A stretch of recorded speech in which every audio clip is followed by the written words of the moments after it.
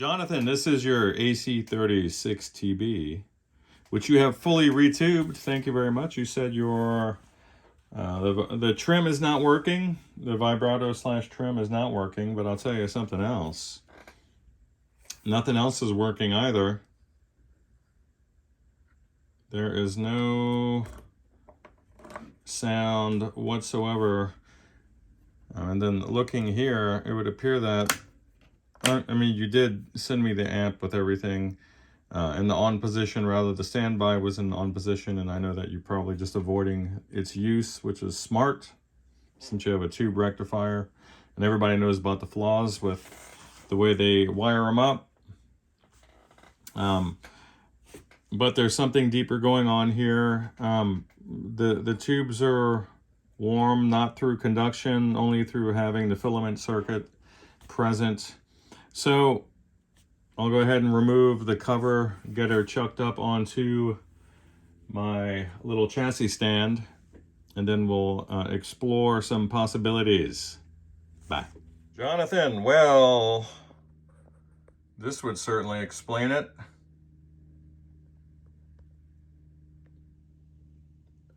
That is one toasty little fuse. Let's get to the bottom of it. As you can see, this thing was modified already with some Sozo and Mallory type caps. And it's not only, I don't know if this, this did not come stock with Illinois caps. But you can see here that they have the more loosely regulated 10 microfarad values that were found in the earlier Voxes. They're loosely filtered. Then we have these guys that are taken off the board by quite a bit.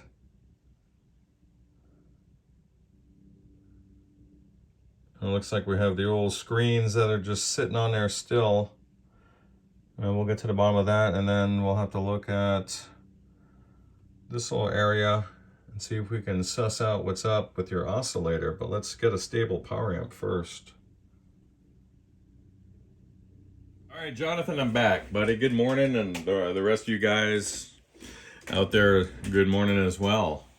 Man, I'm still coming off that high from yesterday's visit to the G&L factory. Doug, damn it! Thanks again, man. Thanks for taking the time out of your day to give me a tour of the place. Just so unbelievably refreshing to meet a guy like you, man, who was willing to, you know, give me some of your lunch break there, buddy. I totally appreciate that.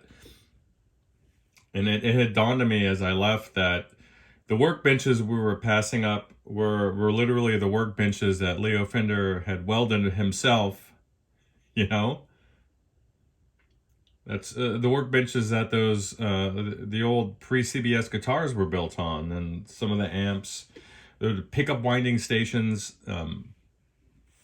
I saw the name badges of some of the famous girls over there that still wind pickups for the custom shop from time to time.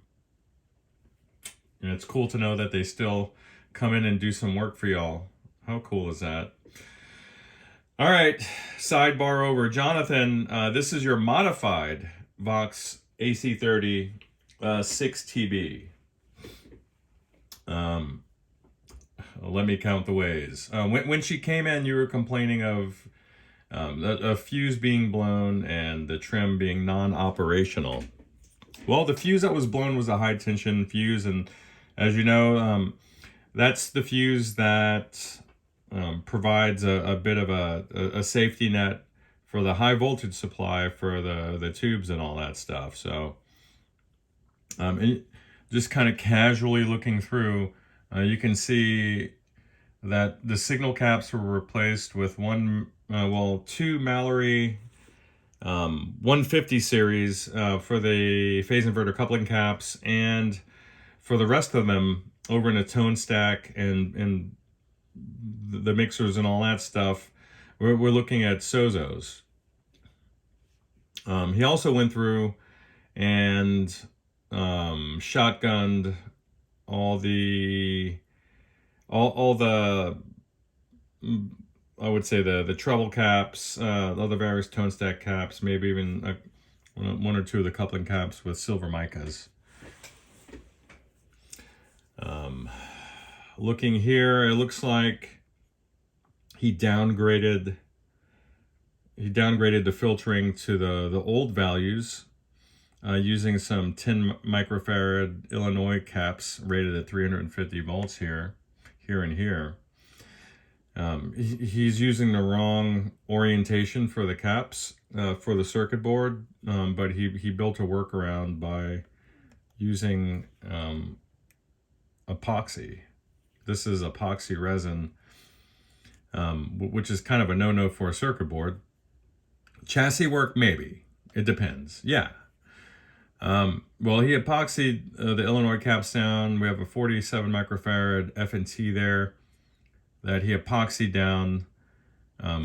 We have another, looks like a 22 microfarad F&T that he epoxied via a cable, looks like a cable tie, one of the stick-on cable tie little guys.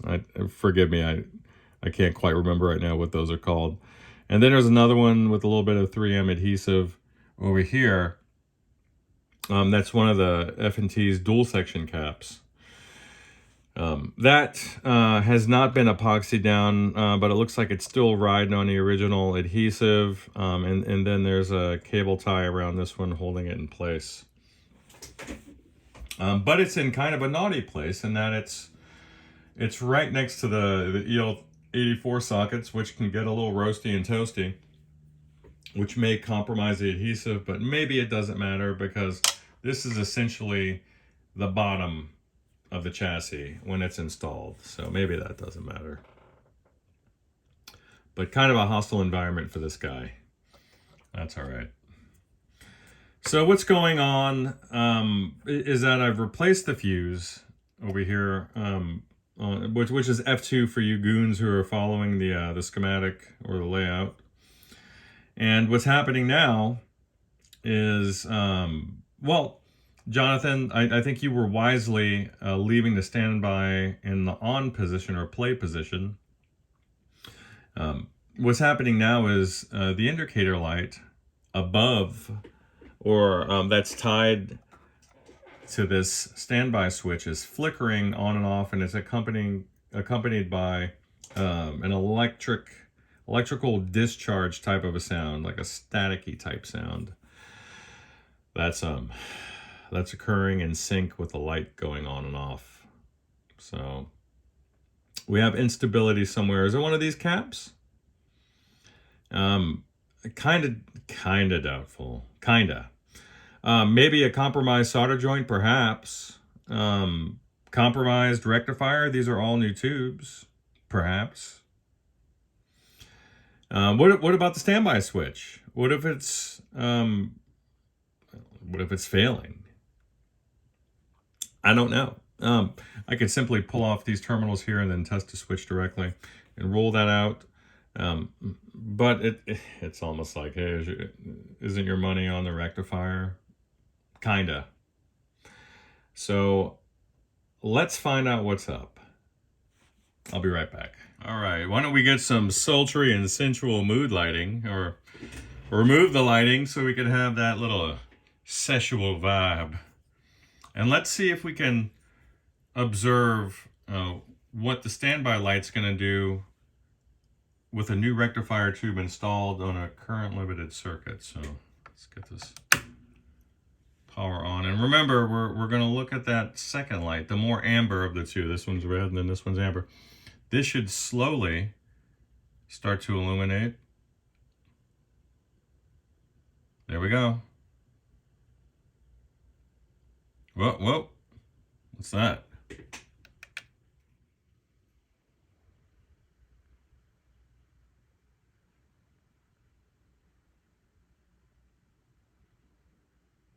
For you guys out there who wanted to know, that's what I'm referring to when I'm talking about the current limiting bulb. that is placed in series with one of the legs from the outlet. And what's it doing? It's providing resistance, and in return it offers the glow or the blinding light, which will indicate an issue or lack of issue. And I'm just letting her marinate in electronic goodness.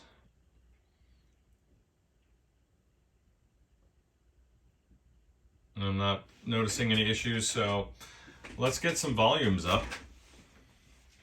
Let's see if we can get a little noise from this. There we go. Some noisy pots. That's the vibe channel. Normal channel. And then brilliant channel. We have some noisy pots here. Not the end of the world, certainly. And I'm not getting any sort of power amp hum, which is nice. It's the noise that I was mistaking for that is actually mechanical vibration getting coupled to my workbench through the power transformer. So what's happening now? Now the mains light is not illuminating. Let me get her off this current limiter. The mains light. Okay, there we go. It was the current limiter was interfering. So now we have some nice healthy glow from both of these indicator lamps. And I might be ready to test. Maybe.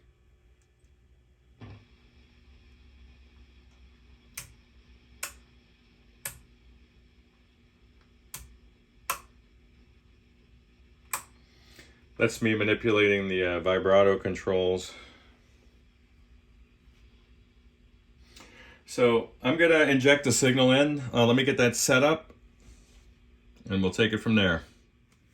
All right, so we have her reoriented.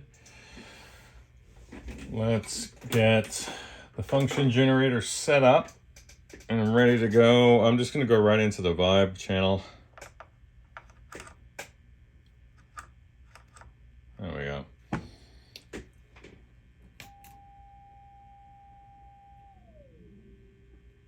The 400 hertz signal.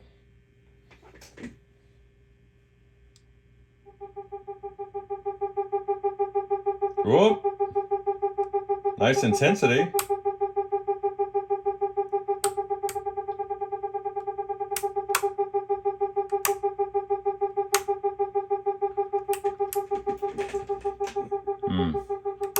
But I'm not hearing a lot of distinction between vibe and trem.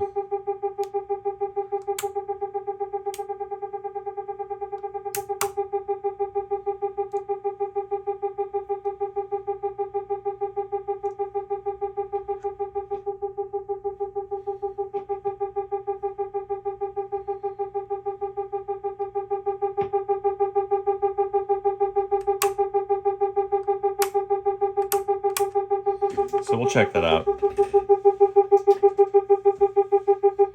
Actually, stand by. All right, Jonathan, I got all your solder pads prepped for a little screen grid resistor transplant procedure. And I'm moving these up from 100 ohm to 1000 ohm. The newer transformers typically don't have the internal winding resistance that the old ones did, so the 100 ohm value becomes copy and paste arbitrary rating just for tradition's sake, but it's kind of a hollow gesture because the resistance that needs to be there isn't. All right, here we go. Nice and pretty.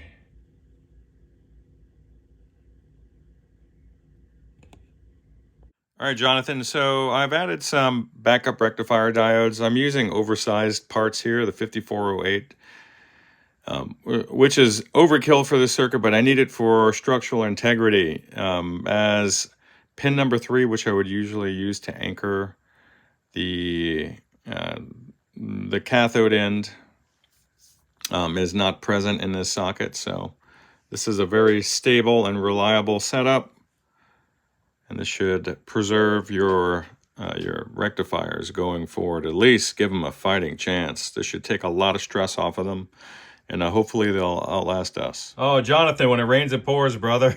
The one thing I didn't test was your internal speaker cable. So that was coming back with a 5 meg resistance rating on my meter. This should do a lot better. So let me just explain it to you with my meter. So initially, I thought you had a poor connection inside of the original speaker jack, which was a bit wonky. So this is much better. This is a high quality speaker cable now. But this wasn't your primary issue. I went and measured all the jumpers as well for resistance. They're all good to go now. However, and I had to pull out my old meter here so I can illustrate it that way. Okay. So, so this explains everything.